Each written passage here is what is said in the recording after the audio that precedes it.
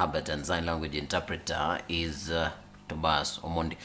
And we started off with the mediation talks. Wiper leader Kalonzo Musyoka has been picked to lead the Azimio la Umoja One Kenya team in the impending talks with the Kenya Kwanza Alliance. The opposition Azimio coalition unveiled its 5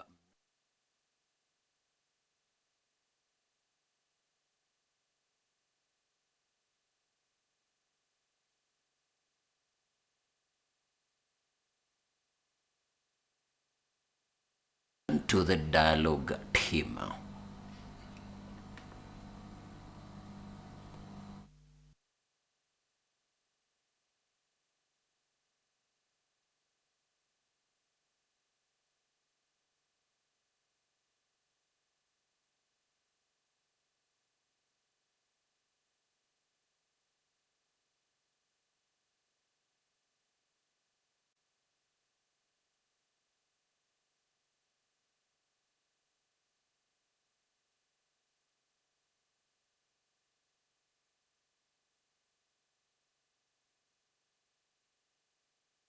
Negotiations must include the issue of inclusivity.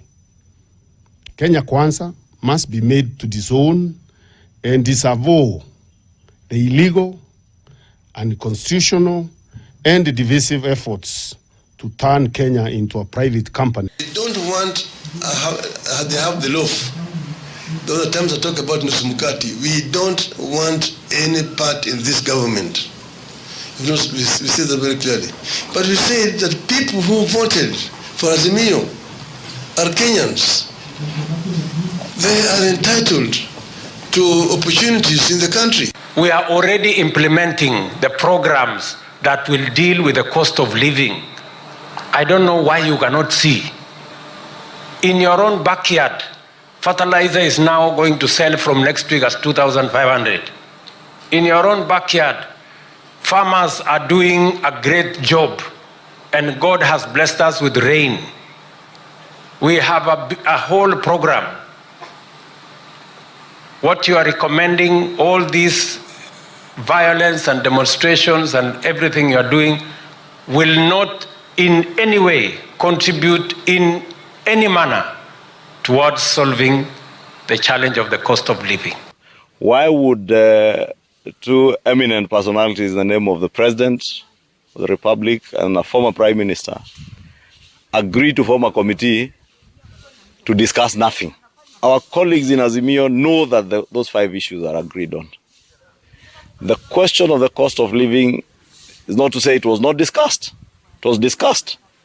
And it was agreed it is a work of any government, any administration, anywhere in the world to deal with issues of the cost of living and issues that are of concern to the people. It is also the duty and responsibility of any opposition or any minority party within any democracy to criticize, to offer alternatives, but it is not their work to force a government to implement their manifesto. You will hear what they call broadly inclusivity. Inclusivity is nusu mkate. That is why they want us to give them a blank check. Lakini ngo, there will be no blank check. The issues that were agreed on are 5 issues.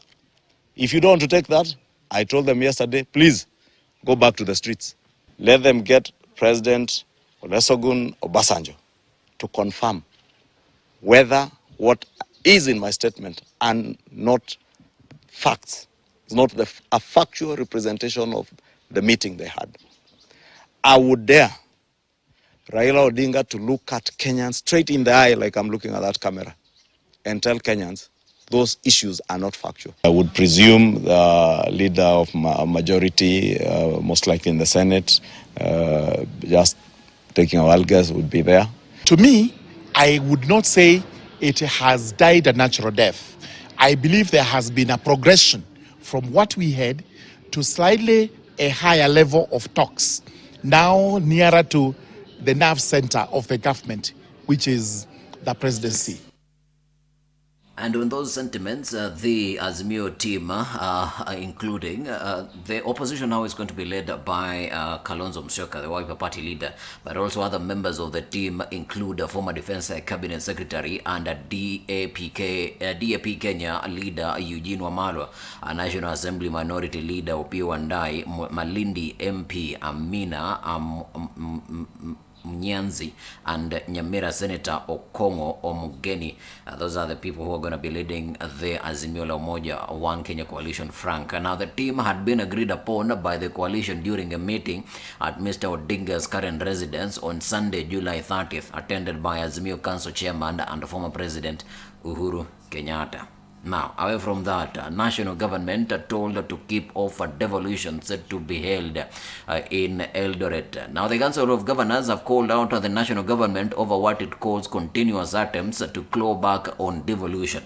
In a statement read by the chairperson of the council and Kirinyaga County, Governor Anne Waiguru, the council lamented that the national government engaged in encroachment on housing and provision of fertilizers, functions which they said are devolved. Avoidance of doubt, the development of markets in the country is a fully devolved function under the 4th schedule of the Constitution. As such, the program should be implemented by the respective county governments through conditional grants framework under the law, as we have done in the KIPES program. We therefore request the ministry to suspend the planned advertisement and task our leadership at the council to engage the Ministry of Lands and Public Works and Housing and Urban Development to agree on the modalities of rolling out this project. We note with concern the continuous attempts by national government departments, ministries and agencies to claw back on devolution from time to time, especially on devolved functions such as markets, housing, lighting, water, provision of fertilizer and seeds in the agricultural sector. While the Council of Governors has continued to embrace the spirit of consultation, the leadership of the Council will engage the respective ministries to address the issues of encroachment on devolved functions. And away from that statement by Kirinyaga Governor Anne Waiguru, now to over 500,000 students from last year KCSE to miss out on KUSP's university placements.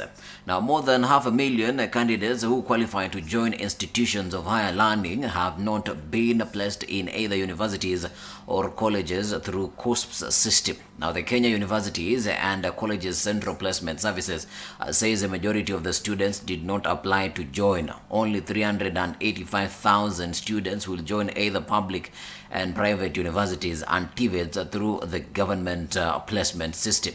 The students will be the first to get funding through the new model. Here is the Cabinet Secretary for Education, Ezekiel Machogu, as he launched the placements yesterday.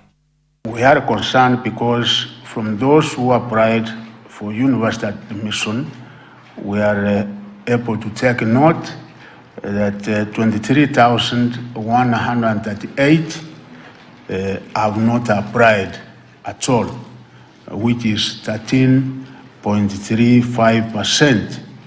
Equally, those who qualify for diploma courses in our various technical institutions and middle-level colleges, the tune of 136,592, which is 63.94%, have not applied for any diploma course. Kenyans are interested in education. We are the ones to look at what our policies are that could be restrictive. In terms of the wasted population, we are seeing more of the male.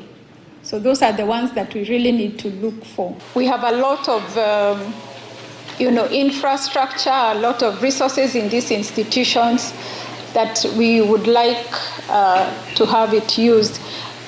What was most worrying is that in some of these Ministry of Education TVET institutions, we actually recorded 0 in some institutions. We understand there are some that are still very young, but as young as they are, it becomes a concern when we have almost 3 or 4 institutions that no student showed interest at all. Though we have these low numbers, we also established that we have undeclared capacities, especially in public universities, in some programs. We had students come over and say, we have seen this program in the website of this public university, but it is not on the portal. So it means that some public universities have reserved some programs that are not accessible to the general public. Once they give us the index number, of course, the system is able to pick all the information that they have declared before with their CUSPs, and it will be available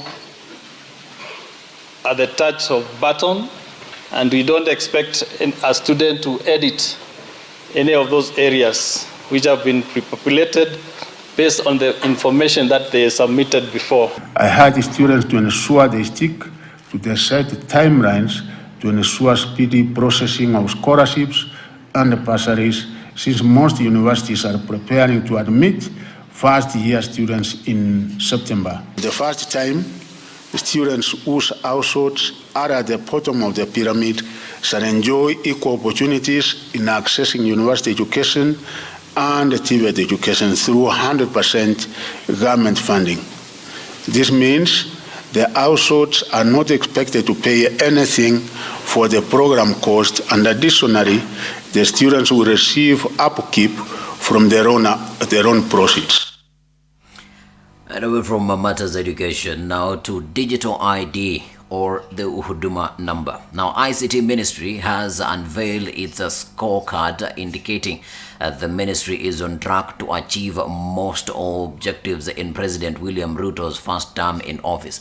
ICT and Digital Economy CS Eliud Owalo says the ministry had surpassed its objective to digitize 5,000 government services while managing to set up 421 Wi-Fi hotspots in markets and bus stops around the country. Now, against a target of 94. Now, the launch of the ICT scorecard comes hot on the heels of a crippling cyber attack which CS Owalo says has been intercepted and hacking attempts subdued. We have embarked on the process of pursuing a digital identity for all Kenyans. Based on that infrastructure in place to facilitate the digitization of government records on one hand and the digitalization of government services on the other, so that we can have all government services on technological platforms to facilitate virtual uptake or consumption of government services by Kenyans. Let me also clarify that when it comes to pass, we will not force any Kenyan to take a digital identity. No. The onus will be on you to decide whether or not you want to consume government services through your digital identity based on your biodata, or you want to physically visit government offices.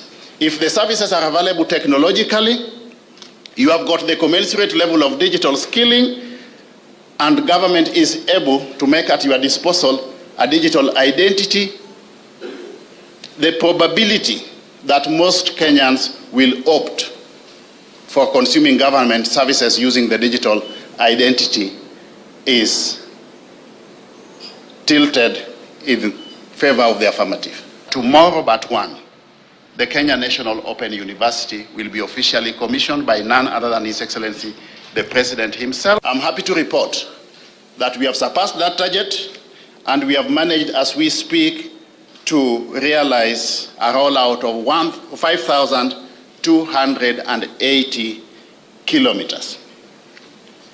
This rollout, ladies and gentlemen, consists of two integral components. One, the component rolled out by government itself, and the component rolled out by the private sector. Based on feasibility studies, we are going to be able to roll out cheap, smart-enabled phones in the Kenyan market at a unit cost of about $40. So I want to assure Kenyans that the data that is held by government on their behalf is secure.